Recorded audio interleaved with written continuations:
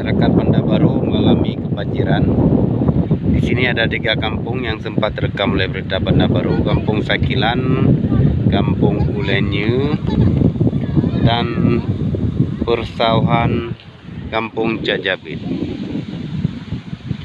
Suasana banjir kiriman ini masyarakat manfaatkan untuk menjala ikan.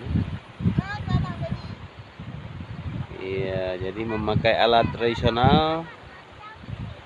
Mereka mencoba menjaring peruntungan ikan payau.